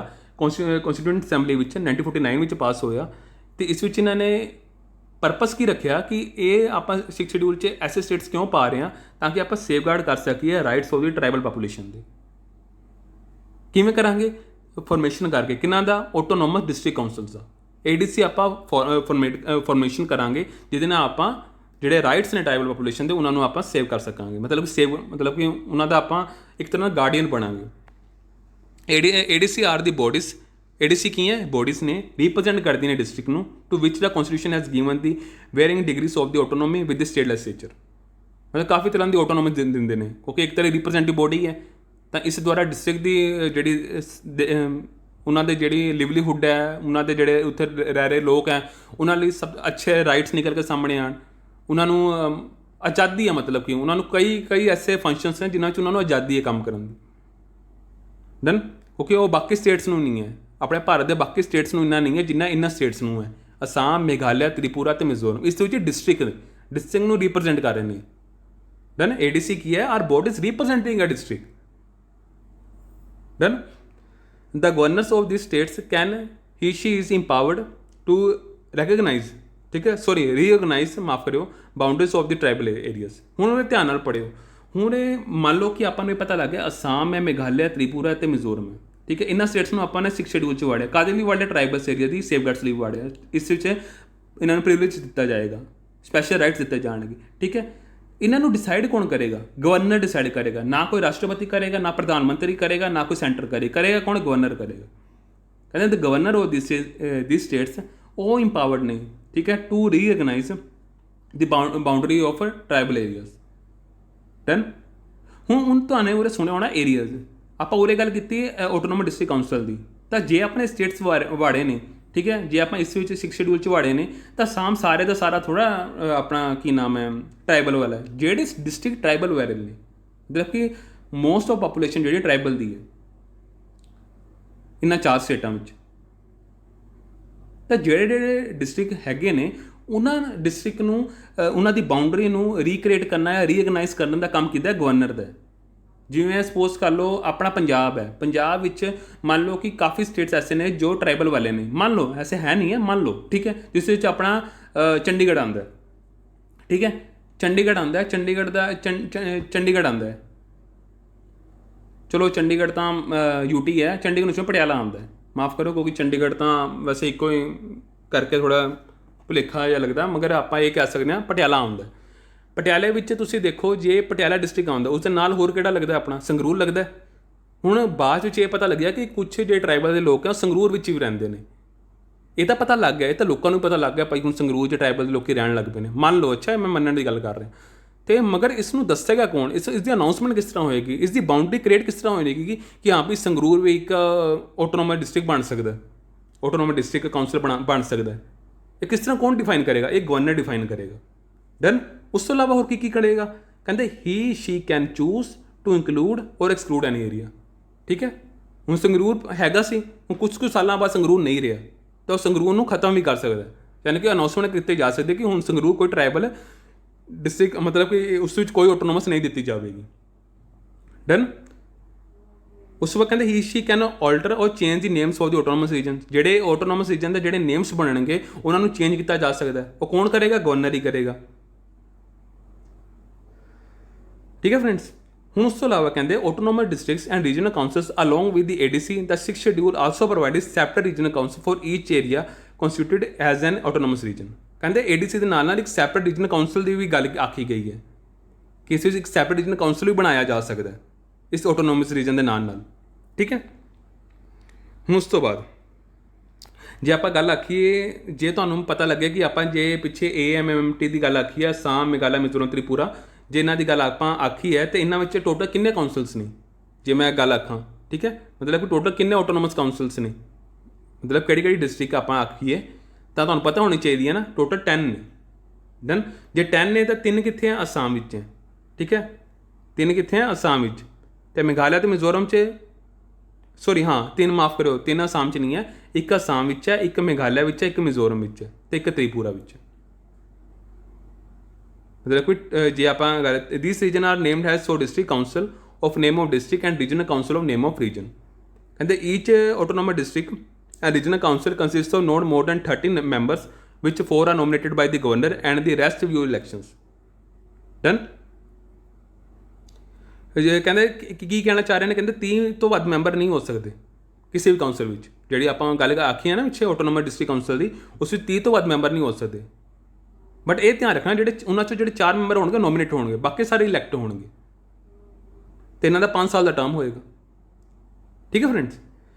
ਹੁਣ ਉਸ ਤੋਂ ਬਾਅਦ ਆਪਾਂ ਅੱਗੇ ਚੱਲਦੇ ਹਾਂ। ਆਪਣਾ ਅੱਜ ਜਿਹੜਾ ਲਾਸਟ ਟੌਪਿਕ ਹੈ ਯੂਨੀਅਨ ਪਬਲਿਕ ਸਰਵਿਸ ਕਮਿਸ਼ਨ। ਮੈਂ ਤੁਹਾਨੂੰ ਸ਼ੁਰੂਆਤ 'ਚ ਹੀ ਗੱਲ ਆਖੀ ਸੀ ਸ਼ਾਇਦ ਕਿ ਇਹਨਾਂ ਦਾ ਨਵਾਂ ਚੇਅਰਮੈਨ ਆ ਚੁੱਕਾ ਹੈ। ਠੀਕ ਹੈ, ਇਹਨਾਂ ਦੇ ਨਵਾਂ ਚੇਅਰਮੈਨ ਆ ਚੁੱਕੇ ਨੇ। ਕੌਣ ਨੇ? ਐਜੂਕੇਸ਼ਨ ਤੋਂ ਆਏ ਨੇ, ਮਤਲਬ ਕਿ ਇੱਕ ਟੀਚਰ ਆਏ ਨੇ। ਤੇ ਸਭ ਤੋਂ ਵੱਡੀ ਗੱਲ ਆਉਂਦੀ ਕਿ ਟੀਚਰ ਆਏ ਨੇ, ਪ੍ਰਦੀਪ ਕੁਮਾਰ ਜੀ ਆਏ ਨੇ, Pradeep Kumar Joshi. He is appointed as a chairman of the UPSC that conduct the civil service examination to select the India bureaucrats and diplomats among others. Then ਹੁਣ ਇੱਕ ਨਿਊਜ਼ ਸੀ, ਮੰਨ ਲਓ ਕਿ ਨਿਊਜ਼ ਤੁਹਾਨੂੰ ਨੋਰਮਲ ਜਿਹੜੇ ਕਿਸੇ ਵੀ ਐਗਜ਼ਾਮ ਵਿੱਚ ਮਤਲਬ ਕਿ ਜੋ CID ਗਰੁੱਪ ਦੇ ਐਗਜ਼ਾਮ ਹੁੰਦੇ ਉਹਨਾਂ 'ਚ ਪੁੱਛੀ ਜਾ ਸਕਦੀ ਹੈ, ਨੋ ਡਾਊਟ ਪੁੱਛੀ ਜਾ ਸਕਦੀ। ਬਟ ਜੇ ਮੈਂ ਗੱਲ PCS ਵਿੱਚ ਇਹ ਸ਼ਾਇਦ ਹੀ ਪੁੱਛਿਆ ਜਾਵੇ, ਨਹੀਂ ਪੁੱਛਿਆ ਜਾਏਗਾ ਐਸਾ। UPSC ਵਿੱਚ ਬਿਲਕੁਲ ਨਹੀਂ ਪੁੱਛਿਆ ਜਾਂਦਾ। ਚਲ ਮੈਂ PCS 'ਚ ਥੋੜ੍ਹਾ ਬਹੁਤਾ ਮੰਨ ਲੈਣਾ, UPSC ਨਹੀਂ ਪੁੱਛਿਆ ਜਾਂਦਾ। ਡਨ। ਤਾਂ UPSC ਵਿੱਚ ਇਹਨਾਂ ਦਾ ਬੈਕਗਰਾਊਂਡ ਪੁੱਛਿਆ ਜਾਂਦਾ ਕਿ UPSC ਦਾ ਕਿਹੜਾ ਆਰਟੀਕਲ ਸੀ। ਡਨ। ਉਹਨਾਂ ਦਾ ਫੰਕਸ਼ਨ ਕੀ ਹੈ, ਸਿਗਨੀਫਿਕੈਂਸ ਕੀ ਹੈ, ਜੋ ਪਤਾ ਹੋਣਾ ਜ਼ਰੂਰੀ ਹੈ ਤੁਹਾਨੂੰ। ਤਾਂ ਆਪਾਂ ਇੱਕ ਵਾਰੀ ਚੀਜ਼ ਦੇਖ ਲੈਂਦੇ ਹਾਂ ਕਿ UPSC ਇੰਨੀ ਇੰਪੋਰਟੈਂਸ ਕਿਉਂ ਰੱਖਦੀ ਹੈ। ਤਾਂ ਮੈਂ ਤੁਹਾਨੂੰ ਦੱਸ ਦਵਾਂ, ਕਹਿੰਦਾ ਕਨਸਟੀਟਿਊਸ਼ਨ ਆਫ ਇੰਡੀਆ ਪ੍ਰੋਵਾਈਡ ਕਰਦਾ ਹੈ 4 watchdogs to keep and check on different functions of the state. ਕਿ ਆਪਣਾ ਜਿਹੜਾ ਭਾਰਤ ਦਾ ਸੰਵਿਧਾਨ ਹੈ ਉਹ ਇੱਕ 4 ਵਾਚਡੌਗਸ ਦਿੰਦਾ ਸਾਨੂੰ, ਜੋ ਕੰਟੀਨਿਊ ਸਾਡੇ ਚੈੱਕ ਕਰਦਾ ਰਹਿੰਦਾ ਸਟੇਟ ਨੂੰ। ਹਮੇਸ਼ਾ ਉਹ ਨਿਊਟਰਲ ਰਹਿੰਦਾ, ਬੈਲੈਂਸ ਰਹਿੰਦਾ ਅਤੇ ਆਪਣਾ ਕੰਮ ਕਰਦਾ ਅਤੇ ਇਹ ਚੈੱਕ ਕਰਦਾ ਰਹਿੰਦਾ ਕਿੱਥੇ ਕੁਝ ਗਲਤ ਤਾਂ ਨਹੀਂ ਹੋ ਰਿਹਾ। ਦੈਨ ਸਭ ਤੋਂ ਪਹਿਲਾਂ ਕੀ ਹੈ? Supreme court. ਪਤਾ ਹੀ ਹੈ ਤੁਹਾਨੂੰ। ਮੰਨ ਲਓ ਕਿ ਜੇ ਪਾਰਲੀਮੈਂਟ 'ਚ ਕੋਈ ਲਾਅ ਜਿਹੜਾ ਬਣ ਗਿਆ ਉਹ ਗਲਤ ਬਣ ਗਿਆ, ਮਤਲਬ ਕਿ ਹਿਊਮਨ ਰਾਈਟਸ ਦੇ ਖਿਲਾਫ ਬਣ ਗਿਆ ਜਾਂ ਕਿਸੇ ਫੰਡਾਮੈਂਟਲ ਰਾਈਟ ਨੂੰ ਮਤਲਬ ਕਿ ਅੰਗੇਸਟ ਬਣ ਗਿਆ, ਫੰਡਾਮੈਂਟਲ ਰਾਈਟ ਦੇ ਅੰਗੇਸਟ ਬਣ ਗਿਆ, ਤਾਂ ਉਹ ਜਿਹੜਾ ਉਹ ਕਾਨੂੰਨ ਹੈ ਉਹ ਸੁਪਰੀਮ ਕੋਰਟ 'ਚ ਜਾਏਗਾ। ਜੇ ਸਾਰੀ ਚੀਜ਼ਾਂ ਉਸਦੇ ਅੰਗੇਸਟ ਗਈ ਤਾਂ ਨਲ ਐਂਡ ਵਾਈਡ ਹੋ ਜਾਏਗਾ ਉਹ ਕਾਨੂੰਨ। ਠੀਕ ਹੈ। ਤਾਂ ਇਹ ਦੇਖੋ ਸਭ ਤੋਂ ਵੱਡੀ ਹੈ ਨਾ। ਉਸ ਤੋਂ ਕਹਿੰਦੇ ਇਲੈਕਸ਼ਨ ਕਮਿਸ਼ਨ ਉਹ ਕੀ ਕਰਦਾ ਕਿ ਉਹ ਫ੍ਰੀ ਅਤੇ ਫੇਅਰ ਇਲੈਕਸ਼ਨ ਹੋਣ। ਕੈਗ ਕੀ ਕਰਦਾ? ਕੰਟਰੋਲਰ ਆਡੀਟਰ ਜਨਰਲ ਕੀ ਕਰਦਾ? ਉਹ ਕੀਪ ਚੈੱਕ ਕਰਦਾ ਫਾਈਨੈਂਸ ਆਫ ਦੀ ਕੰਟਰੀ ਕਿ ਫਾਈਨੈਂਸ ਜਿਹੜੇ ਆ ਉਹ ਬਿਲਕੁਲ ਸਹੀ ਹੋਣੇ ਚਾਹੀਦੇ। UPSC ਕੀ ਕਰਦਾ? ਉਹ ਕਹਿੰਦੇ ਵਾਚਡੌਗ ਹੈ ਤਾਂ ਕਿ ਇੰਸ਼ੋਰ ਕਰਾਵੇ ਫੇਅਰ ਰਿਕਰੂਟਮੈਂਟ ਹੋਵੇ। ਫੇਅਰ ਕਿਵੇਂ ਹੋਏਗੀ? On the basis of the merit.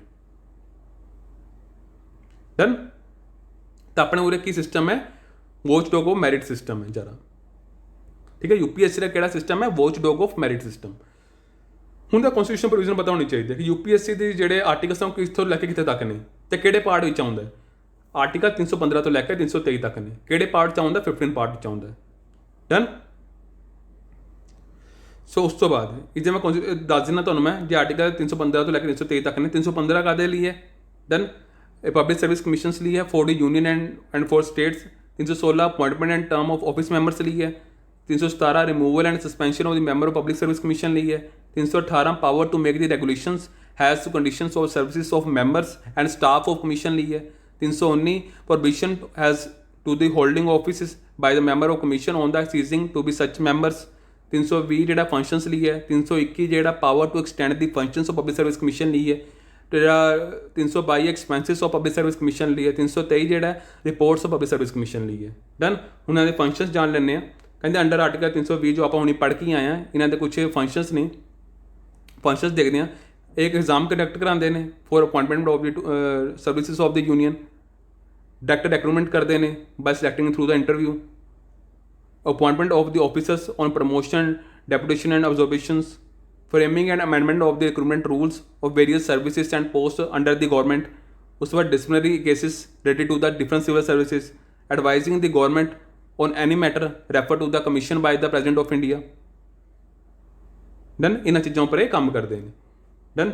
ਹੁਣ ਮੰਨ ਲਓ UPSC ਨੇ ਐਗਜ਼ਾਮ ਕੰਡਕਟ ਕਰਾਇਆ IAS ਦਾ, ਸਿਵਲ ਸਰਵਿਸ ਐਗਜ਼ਾਮੀਨੇਸ਼ਨ, ਮਾਫ ਕਰਿਓ ਕਿਉਂਕਿ ਉਸ ਵਿੱਚ ਬਾਕੀ ਵੀ ਆਉਂਦੇ, ਮਤਲਬ UPSC ਨੇ ਸਿਵਲ ਸਰਵਿਸ ਐਗਜ਼ਾਮੀਨੇਸ਼ਨ ਦਾ ਐਗਜ਼ਾਮ ਕੰਡਕਟ ਕਰਾਇਆ ਕਿਉਂਕਿ ਇਸ ਵਿੱਚ ਇਕੱਲਾ IAS ਨਹੀਂ ਆਉਂਦਾ, ਬਾਕੀ ਵੀ ਆਉਂਦੇ ਨੇ। ਬਾਕੀ ਜਿਹੜੀਆਂ ਬੋਡੀਜ਼ ਨੇ ਉਹਨਾਂ ਦੇ ਵੀ ਐਗਜ਼ਾਮ ਨਾਲ ਹੀ ਕੰਡਕਟ ਹੁੰਦੇ ਨੇ, ਮਤਲਬ ਕਿ ਰੈਂਕ ਦੇ ਮੁਤਾਬਿਕ ਪਤਾ ਲੱਗਦਾ ਕੌਣ IAS 'ਚ ਜਾਏਗਾ, ਕੌਣ ਉਸ ਤੋਂ ਬਾਅਦ ਜਿਹੜੀਆਂ 'ਚ ਜਾਏਗਾ ਮਤਲਬ। ਅਤੇ ਮੰਨ ਲਓ ਸਿਵਲ ਸਰਵਿਸ ਐਗਜ਼ਾਮੀਨੇਸ਼ਨ ਕੰਡਕਟ ਕਰਾਇਆ ਅਤੇ ਰੈਂਕ ਆ ਗਈ, ਠੀਕ ਹੈ।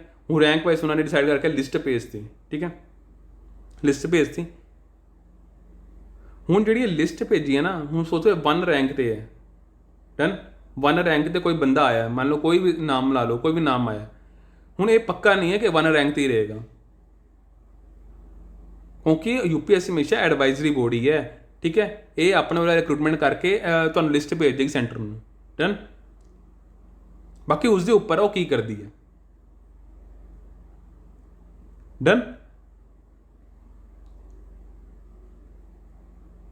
ਉਸ ਤੋਂ ਬਾਅਦ ਕੰਪੋਜੀਸ਼ਨ ਦੇਖੀ UPSC ਦੀ। ਕੰਪੋਜੀਸ਼ਨ ਦਾ ਮਤਲਬ ਵਿੱਚ ਮੈਂਬਰ ਕਿਹੜੇ ਕਿਹੜੇ ਹੁੰਦੇ ਨੇ। ਇੱਕ ਚੇਅਰਮੈਨ ਹੁੰਦਾ, ਠੀਕ ਹੈ।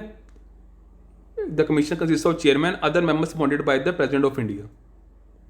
ਨੋਰਮਲੀ ਜਿਹੜੇ ਹੁੰਦੇ 9 ਤੋਂ 11 ਮੈਂਬਰ ਹੁੰਦੇ ਨੇ ਇੰਕਲੂਡਿੰਗ ਚੇਅਰਮੈਨ, ਠੀਕ ਹੈ। Every member hold the office for 6 terms, ਠੀਕ ਹੈ। ਸੌਰੀ 6 ਈਅਰਸ, ਮਾਫ ਕਰਿਓ, 6 ਟਰਮਸ ਕਿਹਾ ਗਿਆ ਮੈਂ। 6 ਸਾਲਾਂ ਲਈ ਆਫਿਸ ਹੋਲਡ ਕਰ ਸਕਦੇ ਨੇ। ਡਨ। ਮਤਲਬ ਕਿ ਕਹਿ ਲਓ ਤੁਸੀਂ 6 ਸਾਲ ਲਾ ਲਓ ਜਾਂ 65 years, 65 years whichever is earlier. Okay. So ਅੱਜ ਤੱਕ ਆਪਾਂ ਨੇ ਇੰਨਾ ਕੀਤਾ। UPSC ਐਗਜ਼ਾਮ ਦੇ ਆਪਾਂ ਸਮਝਣ ਦੀ ਕੋਸ਼ਿਸ਼ ਕੀਤੀ ਕਿ ਆਪਾਂ ਨੂੰ ਕੀ ਪੁੱਛਿਆ ਜਾ ਸਕਦਾ। ਕੰਪੋਜੀਸ਼ਨ ਪੁੱਛੀ ਜਾ ਸਕਦੀ ਹੈ, ਫੰਕਸ਼ਨਸ ਦੇਖੇ ਜਾ ਸਕਦੇ, ਆਰਟੀਕਲ ਪੁੱਛੇ ਜਾ ਸਕਦੇ ਆ, ਠੀਕ ਹੈ। ਇਹ ਉਹਨਾਂ ਲਈ ਹੈ ਜਿਹੜੇ ਸਟੇਟ PCS ਐਗਜ਼ਾਮ ਦੀ ਤਿਆਰੀ ਕਰ ਰਹੇ ਨੇ। ਡਨ। ਜੋ ਹਾਈ ਲੈਵਲ ਦੇ ਐਗਜ਼ਾਮ ਹੁੰਦੇ ਨੇ ਜਿਹੜੇ, ਉਹਨਾਂ ਦੀ ਤਿਆਰੀ ਕਰ ਰਹੇ ਨੇ, ਤਾਂ ਉਹਨਾਂ ਦੀ ਡਿਟੇਲ ਵਿੱਚ ਹੈ। ਜਿਹੜੇ ਬੱਚੇ ਨੋਰਮਲ ਤਿਆਰੀ ਕਰ ਰਹੇ ਨੇ ਉਹ ਇਸ 'ਚੋਂ ਮਤਲਬ ਕਿ ਉਹ ਆਪਣੇ, ਜਿਵੇਂ ਸਪੋਜ਼ ਕਰੋ ਕੋਈ ਨੋਰਮਲ ਤਿਆਰੀ ਕਰ ਰਿਹਾ, ਮਤਲਬ ਕਿ ਜਿਵੇਂ ਸਪੋਜ਼ ਕਰੋ ਕੋਈ ਕਲਰਕ ਦੇ ਐਗਜ਼ਾਮ ਦੀ ਤਿਆਰੀ ਕਰ ਰਿਹਾ, ਉਹ ਇਸ ਵਿੱਚੋਂ ਕੀ ਸਮਝ ਸਕਦਾ। ਸਪੋਜ਼ ਕਰੋ ਮੈਂ UPSC ਐਗਜ਼ਾਮ ਦੀ ਤਿਆਰੀ, ਇਸ ਵਿੱਚੋਂ ਸਿਰਫ ਕੀ ਲੈ ਸਕਦਾ, ਇੱਕ ਚੇਅਰਮੈਨ ਦਾ ਨਾਮ ਲੈ ਸਕਦਾ, ਠੀਕ ਹੈ। ਇੱਕ ਚੇਅਰਮੈਨ ਦਾ ਨਾਮ ਲੈ ਸਕਦਾ। ਡਨ। ਇਹ ਆਰਟੀਕਲ ਸਿਰਫ ਯਾਦ ਰੱਖ ਸਕਦਾ 315 ਤੋਂ 323, ਉਸ ਨੂੰ ਅੱਗੇ ਯਾਦ ਕਰਨ ਦੀ ਲੋੜ ਨਹੀਂ, ਠੀਕ ਹੈ। ਉਸ ਨੂੰ ਅੱਗੇ ਯਾਦ ਕਰਨ ਦੀ ਲੋੜ ਨਹੀਂ। ਡਨ। ਉਸ ਤੋਂ ਬਾਅਦ ਉਸ ਨੂੰ ਕੰਪੋਜੀਸ਼ਨ ਦੇ ਸਿਰਫ ਮੈਂਬਰਸ ਪਤਾ ਹੋਣੇ ਚਾਹੀਦੇ ਅਤੇ ਟਰਮ ਪਤਾ ਹੋਣਾ ਚਾਹੀਦਾ, ਠੀਕ ਹੈ ਫਰੈਂਡਸ। ਤੁਹਾਨੂੰ ਜਿੰਨਾ ਜਿਸ 'ਚੋਂ ਨੌਲੇਜ ਲੈਣੀ ਹੈ ਉਹ ਜੋ ਆਪਣੇ ਐਗਜ਼ਾਮ 'ਚ ਦੇਖੋਗੇ ਤਾਂ ਐਗਜ਼ਾਮ 'ਚ ਕੀ ਪੁੱਛਿਆ ਜਾਂਦਾ। ਮੈਂ ਉਰੇ ਬਰਨਿੰਗ ਇਸ਼ੂਜ਼ ਹੈ ਹੀ UPSC ਅਤੇ ਸਟੇਟ PCS ਵਾਸਤੇ, ਹਮੇਸ਼ਾ ਯਾਦ ਰੱਖਣਾ। Okay. So thank you very ਮੱਚ। ਆਪਣਾ ਧਿਆਨ ਰੱਖਿਓ ਅਤੇ ਬਾਈ ਚਾਂਸ ਮੇਰੇ ਬੋਲਦਿਆਂ ਹੋਇਆਂ ਜਾਂ ਮੇਰੇ ਸਮਝਾਉਂਦੇ ਹੋਇਆਂ ਜੇ ਮੇਰੇ ਤੋਂ ਕੋਈ ਗਲਤੀ ਹੋ ਗਈ ਹੋਵੇ, ਠੀਕ ਹੈ, ਕਿਸੇ ਚੀਜ਼ ਫੈਕਟ ਨੂੰ ਮੈਨੇ ਸ਼ਾਇਦ ਗਲਤ ਦੱਸਤਾ ਹੋਵੇ ਤਾਂ ਮੇਰੇ ਵੱਲੋਂ ਮਾਫੀ। ਡਨ। ਤੁਸੀਂ ਮੇਰੇ ਫੈਕਟ ਨੂੰ ਕਰੈਕਟ ਕਰਨਾ ਜੇ ਮੈਂ ਕਿਤੇ ਗਲਤੀ ਕੀਤੀ ਹੋਵੇ, ਅਤੇ ਆਪਣਾ ਵੱਧ ਤੋਂ ਵੱਧ ਕੰਟਰੀਬਿਊਸ਼ਨ ਦੇਣਾ। ਕਮੈਂਟ ਸੈਕਸ਼ਨ ਜੋ ਤੁਹਾਨੂੰ ਮੈਂ ਪੁੱਛਦਾ ਉਹ ਤੋਂ ਤੁਸੀਂ ਕੰਟਰੀਬਿਊਸ਼ਨ ਜ਼ਰੂਰ ਕਰਿਆ ਕਰੋ। ਕਮੈਂਟ ਸੈਕਸ਼ਨ 'ਚ ਤੁਸੀਂ ਜ਼ਰੂਰ ਦੱਸਿਆ ਕਰੋ ਕਿਉਂਕਿ ਮੈਂ ਜੇ ਇੰਨਾ ਕੰਟੈਂਟ ਬਣਾ ਰਿਹਾ, ਡਨ, ਮੈਨੂੰ ਕੋਈ ਬਣਾ ਕੇ ਦੇਗਾ ਨਹੀਂ, ਠੀਕ ਹੈ ਨਾ, ਮੈਂ ਖੁਦ ਹੀ ਬਣਾ ਰਿਹਾ, ਤਾਂ ਮੈਂ ਚਾਹੁੰਦਾ ਤੁਹਾਡੇ ਵੱਧ ਤੋਂ ਵੱਧ ਫਾਇਦਾ ਹੋਵੇ। ਤਾਂ ਵੱਧ ਤੋਂ ਵੱਧ ਫਾਇਦਾ ਤਾਂ ਹੀ ਹੋਏਗਾ ਜੇ ਤੁਸੀਂ ਮੈਨੂੰ ਕਮੈਂਟ ਸੈਕਸ਼ਨ ਜੋ ਮੈਂ ਤੁਹਾਨੂੰ ਹੋਮਵਰਕ ਦੇ ਰਿਹਾ ਉਹਦਾ ਤੁਸੀਂ ਕੰਟਰੀਬਿਊਟ ਕਰੋਗੇ, ਜੋ ਮੈਂ ਕਹਿ ਰਿਹਾ ਤੁਸੀਂ ਕਰਕੇ ਦਿਖਾਓਗੇ। Okay. So take care. Thank you very much.